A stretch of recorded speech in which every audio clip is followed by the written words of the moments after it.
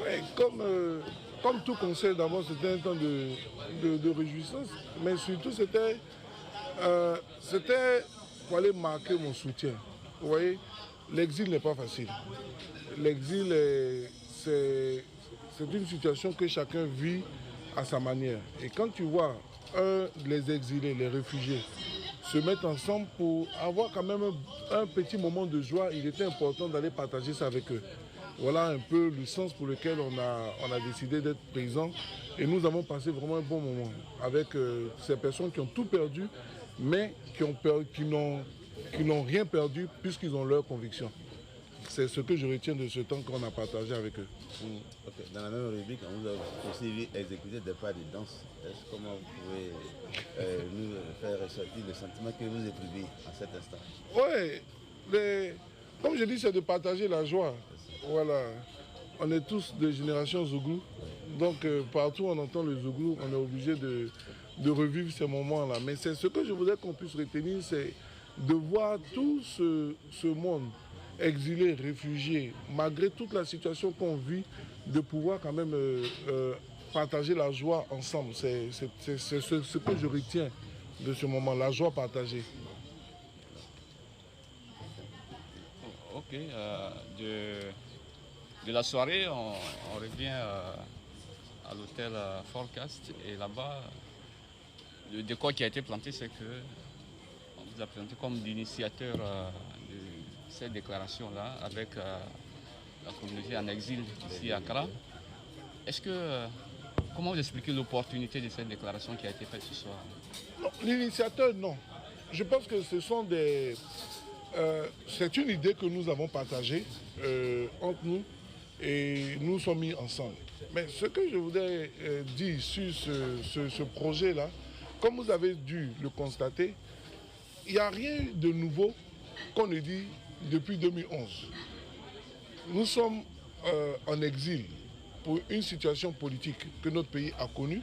Il était important pour nous, dans cette période constitutionnellement électorale, parce que c'est ça, on est dans la période électorale, il était important de faire le point de ce qui nous a mis dehors, qui étaient les élections.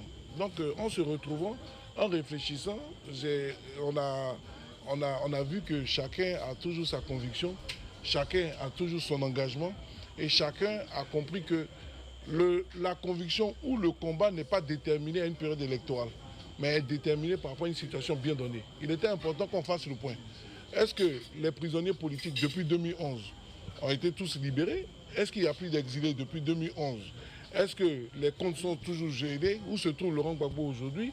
Donc, après avoir fait tout ce point-là, on a compris que ce qui se passe depuis avril 2011, la situation du pays n'ayant pas changé, donc la conviction, le combat dans lequel on est, ne doit pas changer.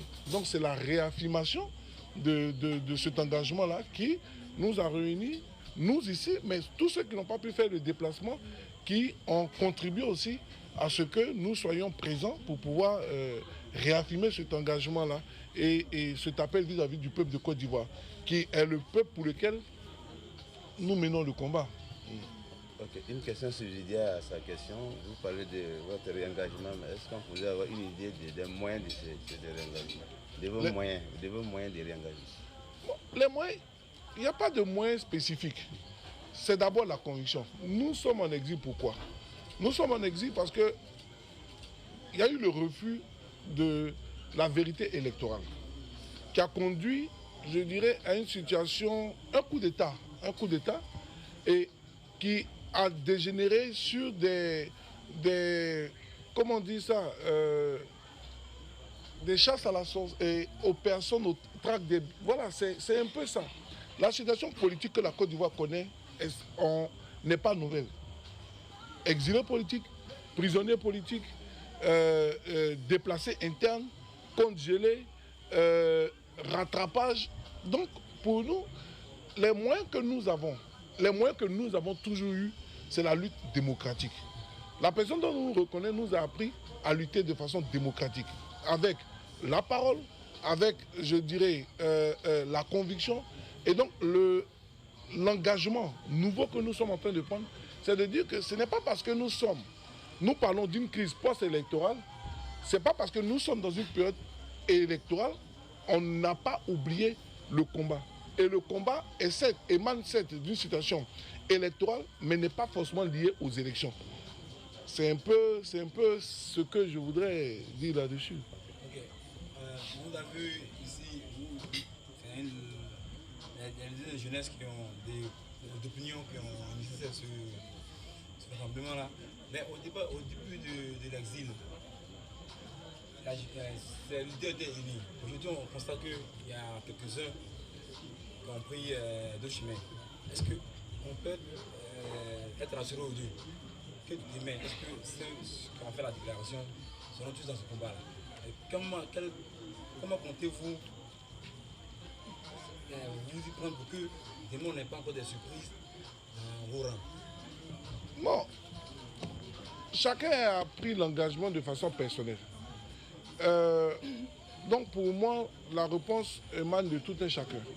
Mais c'est la conviction. Vous voyez, l'exil n'est pas facile. Et malheureusement, chacun sait pourquoi il est venu en politique et où est-ce qu'il veut aller en politique. Donc pour moi, je pense que les camarades qui ont pris l'initiative savent où est-ce qu'on s'en va et resteront fermes. Mais ce que je voudrais dire, c'est que il est important de comprendre qu'un combat, c'est comme un voyage en train.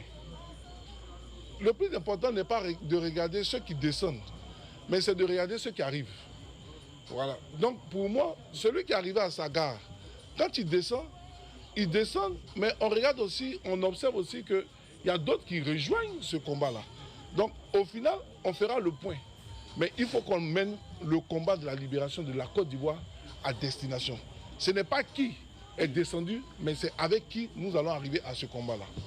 Okay, Président Stéphane Tipré, vous avez parlé de conviction. Mais à l'étape actuelle du combat en Côte d'Ivoire, est-ce que la conviction à elle seule suffit? Il n'y a pas très longtemps, vous-même dans une interview, vous dénonciez le fait qu'à Cocody, c'est un exemple, qu'à Cocody, la femme de Kone Mamadou soit directrice de campagne du président Alassane Ouattara. Vous l'avez dénoncé, ça n'a rien produit comme effet. Même sur place en Côte d'Ivoire, l'opposition a mené le combat pour amener Ouattara aux règles de transparence, ça n'a pas payé.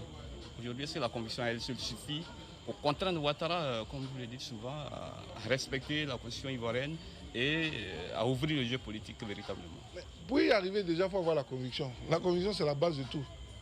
Maintenant, comme le président Picasse l'a dit lors de la lecture du communiqué, on réaffirme la conviction et nous nous donnerons les moyens démocratiques pour pouvoir confirmer cette conviction-là.